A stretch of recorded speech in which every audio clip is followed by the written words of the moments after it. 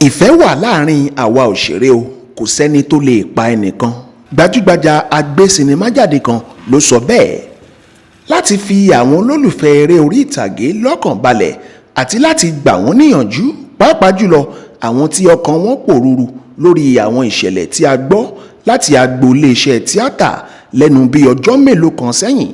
Iléeṣẹ́ wa Prism 24 TV tún fi ọ̀rọ̀ wá lára àwọn òṣèré orí ìtàgé tí ó fi ìlú Ìbàdàn ṣebùgbé tí ó tún jẹ́ agbé sinimá jáde tí a mọrúkọ rẹ̀ sí Adéríbigbé Adéyẹmọ lẹ́nu wò tí gbogbo wa tún mọ̀ sí ìmọ́lẹ̀ ìṣáná. ọ̀gbọ́n ọlọ́ba pàpọ̀ èmi ìdáǹdàgì èmi ìdágìrìdà èmi tí mo wà nulẹ̀ tí mo ń dẹ́rù bara mi bí n bá sínú ilé ẹ̀ bẹ̀rẹ̀ ń bà àwọn èèyàn èmi lórúkọ. A fi ọ̀rọ̀ wa lẹ́nu wò ìmọ́lẹ̀ ìṣáná gba àwọn olólùfẹ́ eré orí ìtàgé níyànjú láti má rò wípé kò sí ìfẹ́ láàrin àwọn o. Ó ní lóòótọ́ orogún òwò máa ń wà ibi gbogbo ni wọ́n sì ti ń kó adìyẹ alẹ́, ṣùgbọ́n kì í ṣe bíi kí ẹnìkan wá máa lépa ẹnìkan. Lágboolé tíátà ó ní okùn ìfẹ́ tó le dandan ló wà láàrin àwọn.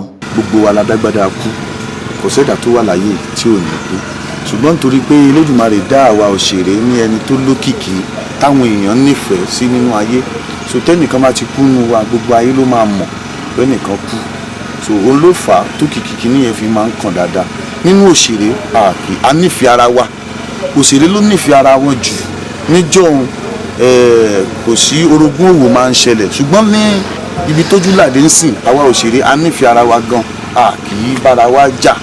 So kò sí pé bóyá òṣèré kan lọ pa ẹnìkan àbí kinní kan. So nínú ayé àwọn èèyàn kú, mo ti rí ilé méjì mẹ́ta téèyàn kan kú lójúmọ́, nínú ilé kan téèyàn kan kú lójúmọ́, èèyàn méjì kú ń bẹ̀ tí òkìkí òde kan tó báyìí. Ò torí pé àárín àwọn òṣèré lóríṣiríṣi nǹkan yẹn fi máa ń ṣẹlẹ̀. So a gbàdúrà fún àwọn tó ti kú, Ọlọ́run tẹ̀ wọ́n sáfẹ́fẹ́ rí. Àwa tá a wà láyé náà ànífọjọ́ ọlọ́jọ́ lọ, Ọlọ́run ó dùn tì wá. Kò síbi tí wọ́n yé ti káàdì alẹ́, ṣùgbọ́n òṣèré a nífẹ̀ẹ́ ara wa, àwa kọ́ là ń para wa. Tásìkò ẹ̀dá bá ti tó yóò bọ̀ lẹ́nu bọ́sítọ̀. Ọmọ tuntun tó ń bí lóòjọ́ ń kú. So tí ò ṣe ẹnìkankan tí ò tí ì ṣe kò sí ní ẹ̀ṣẹ̀ tán lè kà sí lọ́rùn, ó dẹ̀ ń kúnjọ́ yẹn náà tó ń padà ká tó wá sọ ẹrú àwa ẹlẹ́ṣẹ̀ tá a wà nínú ayé tá a ti ṣe lọ́run tó ṣe èèyàn àti ẹlòmíín heart irú èmi sì mú ṣe jagunjagun. Mi kì í ṣe babaláwo, mi ì mọ ewé já, mi ì mọ egbò wà, ṣùgbọ́n mo nígbàgbọ́ pé ewé ń bẹ egbò sì wà.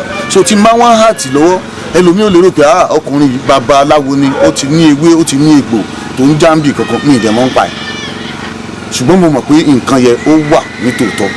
So àwọn tó wá ń wò wá nílé mọ̀ wò pé bọ̀bọ̀ yìí babaláwo ni o. So láti mọ̀ wò pé bóyá ó lóògùn ẹ jẹ́ ká yẹ̀ wò. So ẹni tá a ṣẹ̀ tí ò ní gbẹ́bẹ̀ Ọlọ́run jẹ́ àṣẹ. Ìmọ́lẹ̀ ìṣáná wá gbà á ládùúrà kí Ọlọ́run tẹ́ àwọn tí ó ti kú sí afẹ́fẹ́ rere, kí Ọlọ́run má sì jẹ́ kí àwa tá a wà láyé ká fọjọ́ ọlọ́jọ́ lọ. Ṣeun Adéoyè ló ń jábọ̀ fún ìkànnì Prism 24 TV.